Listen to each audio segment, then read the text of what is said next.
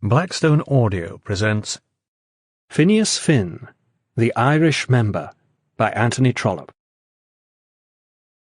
Chapter 1. Phineas Finn proposes to stand for Loch Shane.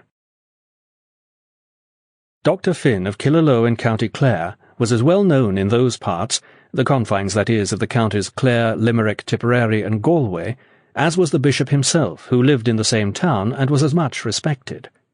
Many said that the doctor was the richer man of the two, and the practice of his profession was extended over almost as wide a district. Indeed, the bishop, whom he was privileged to attend, although a Roman Catholic, always spoke of their dioceses being conterminate. It will therefore be understood that Dr. Finn, Malachi Finn was his full name, had obtained a wide reputation as a country practitioner in the west of Ireland. And he was a man sufficiently well-to-do, though that boast made by his friends that he was as warm a man as the bishop had but little truth to support it. Bishops in Ireland, if they live at home, even in these days, are very warm men, and Dr. Finn had not a penny in the world for which he had not worked hard. He had, moreover, a costly family, 5 daughters and 1 son, and, at the time of which we are speaking, no provision in the way of marriage or profession had been made for any of them. Of the one son, Phineas, the hero of the following pages, the mother and 5 sisters were very proud. The doctor was accustomed to say that his goose was as good as any other man's goose, as far as he could see as yet, but that he should like some very strong evidence before he allowed himself to express an opinion that the young bird partook, in any degree, of the qualities of a swan, from which it may be gathered that Dr. Finn was a man of common sense. Phineas had come to be a swan in the estimation of his mother and sisters by reason of certain early successes at college.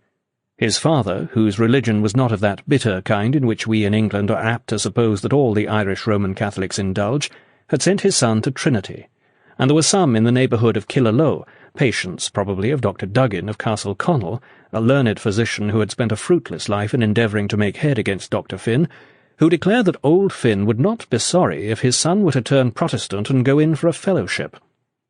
Mrs. Finn was a Protestant, and the 5 Miss Finns were Protestants, and the doctor himself was very much given to dining out among his Protestant friends on a Friday. Our Phineas, however, did not turn Protestant up in Dublin, whatever his father's secret wishes on that subject may have been. He did join a debating society, to success in which his religion was no bar, and he there achieved a sort of distinction which was both easy and pleasant, and which, making its way down to Killaloe, assisted in engendering those ideas as to swanhood of which maternal and sisterly minds are so sweetly susceptible.